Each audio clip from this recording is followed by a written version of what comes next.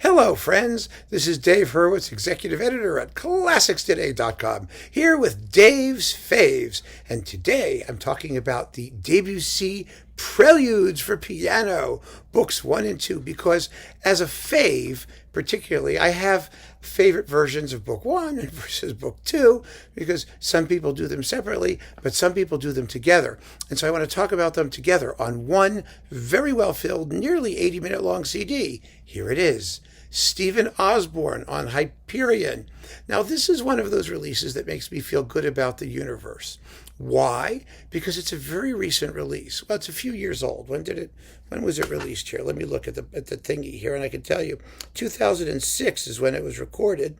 And it's classical music people, especially cranky old ones like me, are often stuck on the classic recording from the 1970s or 60s or 50s or whatever it is. Not because we're stupid. Actually, we have a lot of experience and we know what we're talking about. And when we stick with an old one, it's often because it really is as great as we say it was. Don't forget that. But we are always hoping, and especially as a critic, as somebody who has to listen to all this stuff as it comes out, that something absolutely fabulous will come along that will just annihilate the competition. Well, Stephen Osborne is one of those. He really is astonishingly fabulous. Jed Disler reviewed this disc at ClassicsToday.com. Go take a look at his review, too. We were just talking about it this evening, actually, on the telephone, because I told him I was doing this video. And he said, oh, yeah, my goodness, it's wonderful. We both identified sort of the same preludes that we thought were particularly remarkable. Stephen Osborne is a fantastic thinking man's pianist. That is, he has incredible intelligence, exquisite taste, consummate virtuosity. I can't think of a poor recording that he's made.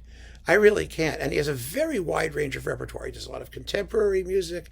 He does all the stuff pianists have to do. He really is just a brilliant, brilliant pianist. He doesn't get as much attention. You don't hear him talked up so much as he deserves to be, I think. It may be because there are just so many wonderful pianists out there, and Hyperion has a lot of them. They have Stephen Huff, they have Marc-Andre Hamelin, they have Stephen Osborne. They just have this unbelievable stable of first-class pianists. And I think it's wonderful, I really do. But boy, was this a jaw-dropping release when it came out. I just loved it. And, you get both sets, all 24 preludes. What are some of the things that make these performances so special? Well, the sort of touchstone performance that Jed and I both were talking about was Ce qu'entend le vent d'ouest, or, what the west wind heard, which is actually much easier to say than ce qu'entend. Let me see if I can, let's look at it here so I can actually get it wrong by reading it. Yes, I did it wrong. Ce qu'a vu le vent d'ouest. I keep thinking it's entend and not vu. See, hear, tasted, smelled. Never mind. It's what the west wind saw. See, ce qu'a vu le vent d'ouest. Boy, is that a tongue twister. We used to do, I don't know how many of you took French, but we used to do ce sont, sans. Did you ever hear that one? Ce sont, they are, sans, 100 sounds, sans, without sense, or they are 100 nonsense sounds. That was our French tongue twister, because in real life, if you go to Language Lab, it actually would be ce sont, sans, sans. There are different degrees of nasality. What does any of this have to do with Debussy? Never mind. It was just fun when I was in high school. Anyway, this is one of the trickiest and most virtuosic of the preludes, What the West Wind Saw. It's very chromatic. It's full of filigree and lots of notes. But it really only has, as Jed pointed out to me today, a climax in the middle. The dynamics are so exquisitely observed here. You hear all the turbulence and all of that inner detail and those flickering bits of melody, or consonant or modal harmonies that pop up in the middle of rapid passages. I mean, Debussy is so great at that stuff, at the art of suggestion on the piano. And then it all comes together very suddenly. It's just a brilliant, brilliant performance, but they all are. I mean, I really like, I mean, you know, Le Cathédrale Engloutie, of course, which is the only one of the preludes I could actually play, because although it sounds very impressive, technically it's really rather easy. It's mostly block chords up and down the keyboard, you know.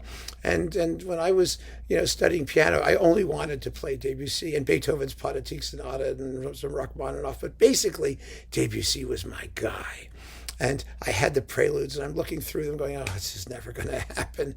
I just could never. I was such a clod as a pianist, but I could do the Cathédrale Engloutie, and I will say Mr. Osborne does it much, much better than I did.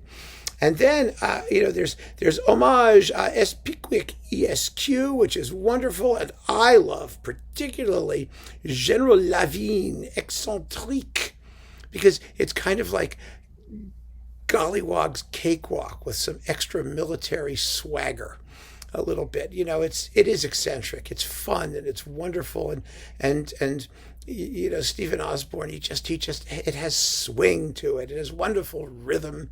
He knows when to be fuzzy and impressionistic and when you need to be really precise and crystal clear.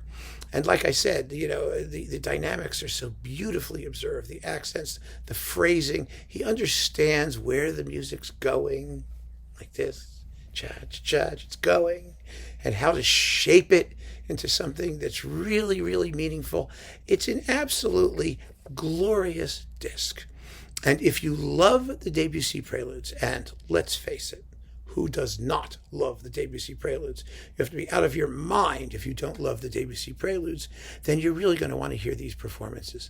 And there are many great ones. I mean, there's Musicality, there's Zoltan Kocis, there's Bavuzet. I mean, Enchantos, which is also just terrific and recent. There are really marvelous, marvelous Debussy players out there who do the music full justice, but I still think that this recording is special. And when I want to hear the Debussy Preludes, I just, you know, never mind the people who do little bits of them, not big complete sets, but I tend to want to hear them all when I play them, at least a whole book, all 12 or all 24, because the music is just so compelling. And it makes a wonderful contrast within each set.